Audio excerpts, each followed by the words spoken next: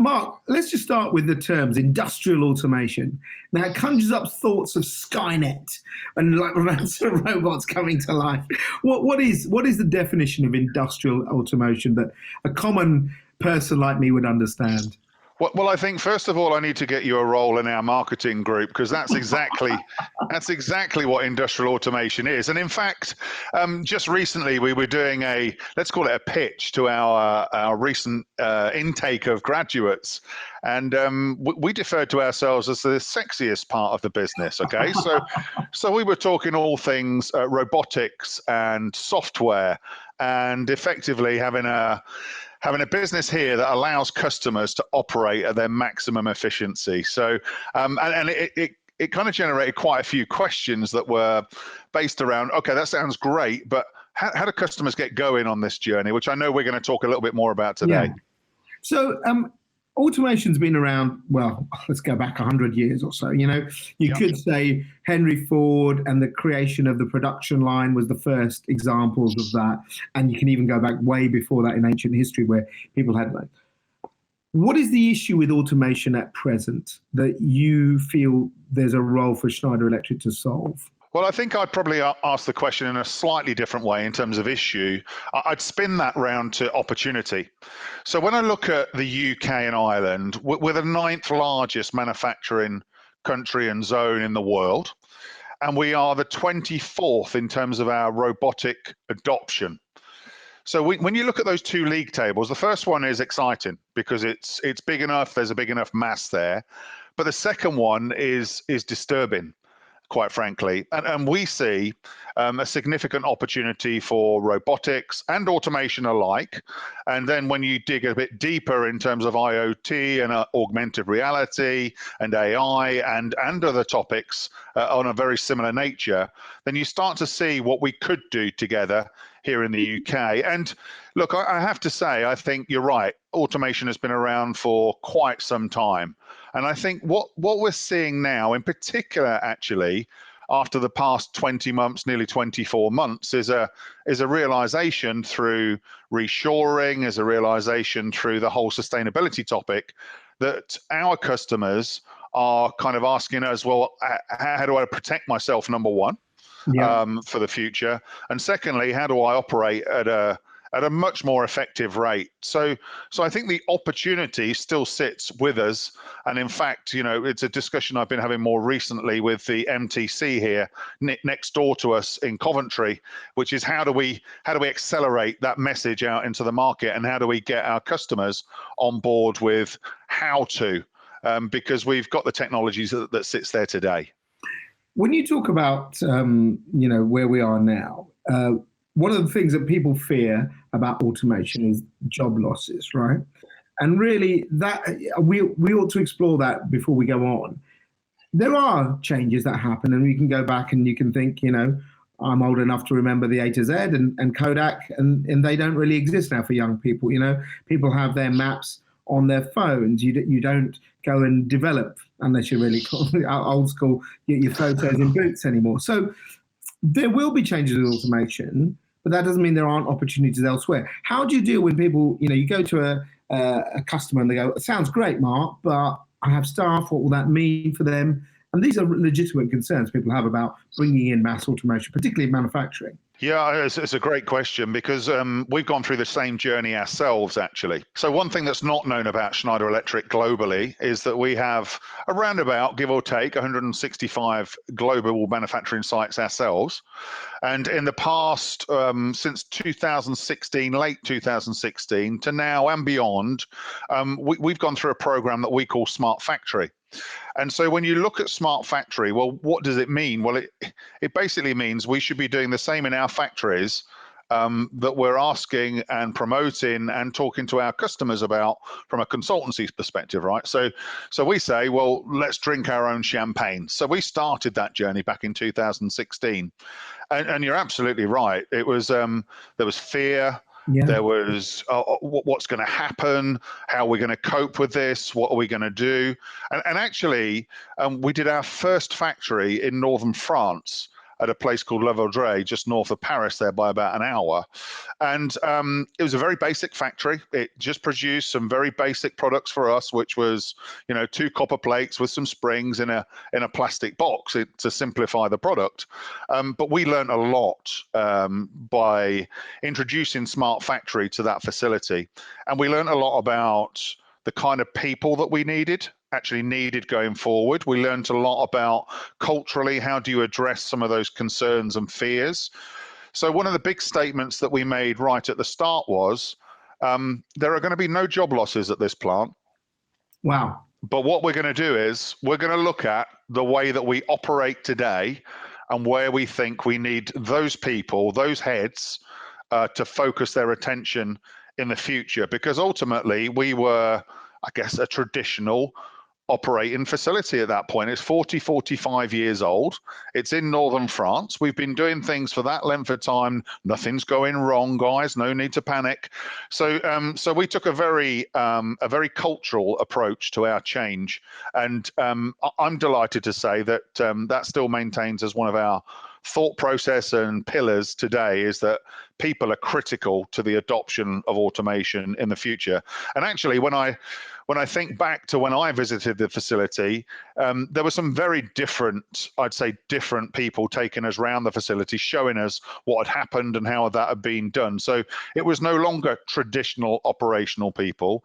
It was no longer traditional engineers. We had some really multi-skilled and hybrid type role, early career starts, latter career people taking us around to show us with pride what they'd achieved in the factory and how much more efficient they were. And one of the key pillars for us when we're looking at new facilities and the way that we adopt our smart factory approach is cybersecurity. So to give you some idea, when we first started that facility, we recognized we were being attacked over 5,000 times a day. Wow. A day. Incredible.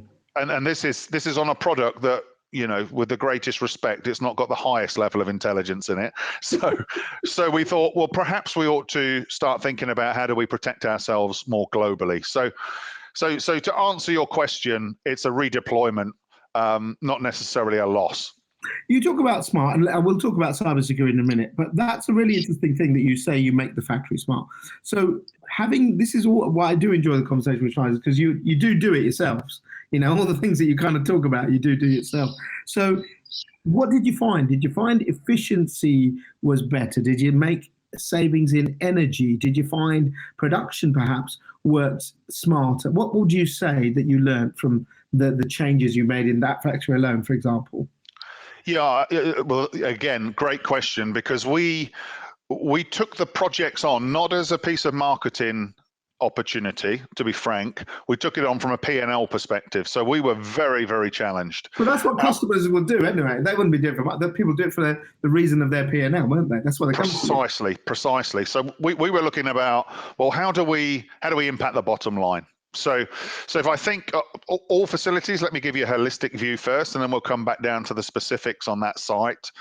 So overall in the globe at this moment in time, we're seeing our energy bill and our carbon reduction coming down anywhere between 28 and 32% on our facilities. And I include buildings in this discussion as well. Okay. And then when I look at the operational effectiveness, now that is a bit more widespread, okay, because we have different facilities doing different things, different levels of automation. But when I look at the facility in France, and we were saving anywhere between 7 and 9 points onto our OEE. Customers can quickly see the benefit and then calculate that as per their business to give them their best gain. So I think overall around the globe, we've had a pretty successful time doing Smart Factory, and it's something that we will kind of revisit just to make sure that we're doing and sweating our assets in the same way that our customers are as well. Manufacturing, I'm quite surprised at that statement you made at the beginning about how big we are, because most of us would think, God, we've really given up manufacturing in this country.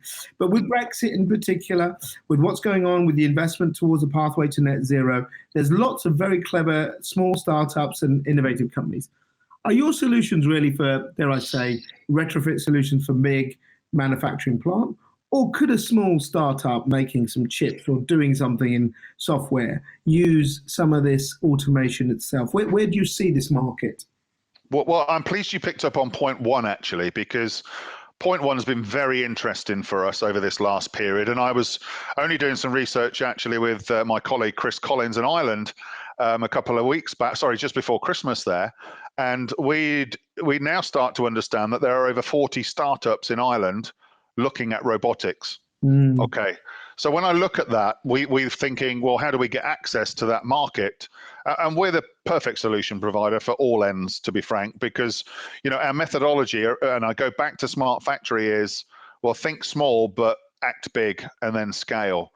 So if you think SMEs, small startups, well, we're right in the sweet spot for those guys, as we are for the big multinationals as well.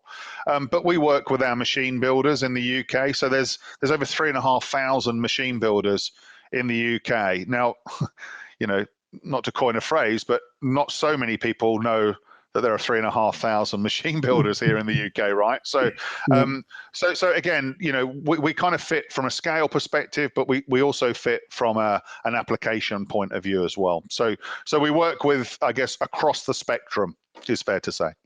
Automation, is it expensive? What sort of outline are we going to have? We're all in tough times. A lot of the businesses are looking to recover from the pandemic. And that could be one of the biggest challenges, is how we fund it. Yeah, I like what you're saying, Mark. I can see the solutions. I haven't got the money, mate. Yeah, and this is the dilemma we're finding for some end users as well. And when I go back to the first stat, which is 9th in the world size-wise manufacturing and 24th in the adoption of robotic, you can see that we're behind the curve, and our Far Eastern I guess challenges there are kind of leading the way. So what do we need to do? Well, I think we need to accelerate people's visibility on catapults. And I mentioned the MTC, the Manufacturing Technology Centre here in Coventry earlier. And, we're partnering with the guys over there to try and raise the profile of automation and give people better access to funding if they need it, but also to the right level of skill. Because one thing is procurement, and the second thing is, well, okay, so I put it in, and then what do I do with it? So we're looking at this from a holistic point of view to say that, for a few £100s, you can start to automate key components of your process. Because the big point here is, and actually the same applies at scale to the big multinationals, you don't even need to spend millions at the top end, and you don't need to spend thousands at the bottom end. There are some solutions there for a few £100 could start to have some significant impact on customers' businesses. We need manufacturing. We need to grow, particularly post-Brexit. That's a big part of it. We're looking at trade deals with opening parts of the world that we hadn't really had much more with going on. Do you see industrial automation as I don't want to make it too big a word of a renaissance, but could it offer something different, particularly as we try and now open up and trade? And you're a global company, I get that, but I'm just talking specifically for the UK market right now. Do you think it could be the key to making us more competitive? Could it make us more efficient? And particularly, what will it do? Three sort of questions there about our net zero pathway, because it's a big thing how much energy we use in manufacturing. Yeah, well, precisely. And I think the biggest challenge that I see on myself as being part of Schneider Electric is how do I get young people enthused and wanting to come and work in our world? It is a really big challenge. And we're also seeing, just to kind of give people a visual on what could be possible in the future if they chose a career with a company like Schneider Electric. And we have been overly obsessed with people from a STEM background in the past. Quite frankly, we've done some recruitment recently where we took one of our most recent apprentices who was doing a weekend job at Halfords. But the skills are transferable. The skills are transferable, not necessarily between bikes and robots, but he was a commercial guy, and he's come and sat into our commercial world. So I think there's a big part to play in terms of how can I get out there with MTC and others to say that this environment could be right for you. And frankly, this is not a discussion to be had at university or even at A-level stage. This is way back 6, 7, 8-year-olds, and probably people who are just about to select their what do we call it now? Forgive me. GCSEs. There you go. Those things. So GCSEs as well. So so there's a big opportunity there for us to do some education. And then when you look at, well, how is that going to make us more productive? Well, I think it brings a different level of thinking. We've had a big void, haven't we, in the past 20, 30 years of skills, of enthusiasm, and people coming into this world. So I think it can change the mindset. It can flip from we've always done things like that, sir. Sorry, we'll carry on the same way if you don't mind, to a very fast-paced, I'll give that a go. I'll actually give that a go. And, some of the things that you see behind me here, like act like owners and dare to disrupt, as an example, is some of the kind of methodologies that we're trying to put into our early careers and throughout our business. So I think, we really need to think on, the fear factor of making a mistake, number one, and almost being encouraged to do it for the goal of making things better. And yeah, to my earlier point, we need to make this industry open to all and not just restrictive to STEM, although STEM is a critical component to get some really serious engineers in. And then when you come into your final point. Yeah, the net zero point. Yeah, absolutely. On the net zero point, well, just remaining on the early careers for a moment, we have seen, and we've done some studies and some surveys of the candidates that we've taken on in Schneider Electric, and all bar none, the really attractive thing about Schneider Electric to those candidates was the fact that of our sustainability credentials and what we're doing, and our and in particular, when I think about corporate nights, awarding us #1 in the world on sustainability, it's a really big impact. It has a really big impact on early careers. So that's number one. And then number two is, we have to sit around the table with our customers and say, so how are you going to do this? And again, what we do is we defer back to Smart Factory. We defer back to what we've done in our own organization. I'm sitting in Coventry here, or our kind of innovation hub here in the UK and Ireland, where we're undertaking an amount of investment here to kind of make us the first net zero facility here in the UK. So we're going to have, we've got a biodiversity garden, we've got, a beehive coming. We're doing our own veg plot. We're doing solar panels on the roof, and we're taking over the building control as well. A really important piece for us here. So I think part of it is brand, and part of it is using digital to show and let people see how they can have a serious impact on their business. Before we end, a couple of points. Automation is great, and I get it, but it's like the old classic, we still got it, we drive on the left, they drive on the right, the plug is different, my USB and my USB-C. There's got to be a way of making automation work for everyone and to make it universal. Now, there is a concept, I think, of called universal automation, whatever. Can you explain what that might mean? Because that's the thing, isn't it? If you look at it, if you go back to it, yes, I want to be more efficient. All the things you say make valid sense. But if it means ripping out something I put in 3 years ago on my cost benefit, I'll be like, why would I do it? Yeah. So is there a way that we can make things either retrofit right, or do we move forward and go, things are more universal so they work together better? Great question. So I think there's two topics there. One is, how do I retrofit? So how do I retrofit? And I think that's something that we're investing heavily in is, I go back to the plant that's 40, 45 years old. How do I put sensing technology onto that process facility so that I can absolutely see what my line is doing? So that's one topic. So we spend quite a bit of R&D money kind of facilitating both sensing, edge computing, to make sure that it will sit and overlay on an existing plant. And then when you come into, let's say, a new facility, or people are thinking about, well, what do I spend my investment pounds, euros, dollars on? Well, then we're talking about things like universal automation. So, we at Schneider Electric, again, invest heavily in making our solutions, our systems, our services as open protocol as we can, so that, because we know that we're not number one in all areas of automation. We hold our hands up to that. And in fact, during our Smart Factory program, we actually had some of our competition come in, help us solve some of the issues, which I think for some was a little bit of a challenging moment. But hey, that's what we did. So universal automation is how do we connect everything to everything, and give people an opportunity to use best in class.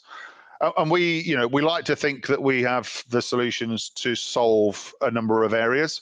But again, for some customers, some of our sensing technology doesn't work. So again, we will have an open protocol, open platform to allow our customers to decide what they define as best in class to make their operations more effective. Cybersecurity, you talked about that. As we automate much more, this is going to be the biggest problem that we face, right?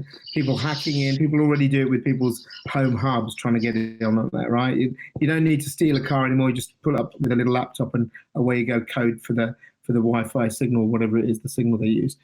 What do you see as the way that, anyone who's going down this pathway, the biggest fear will be, could I be hacked? The biggest fear is, could I have my systems damaged? And then you're absolutely screwed. Whereas the 45-year-old factory, you can pull the fuse out or whatever, it's not connected.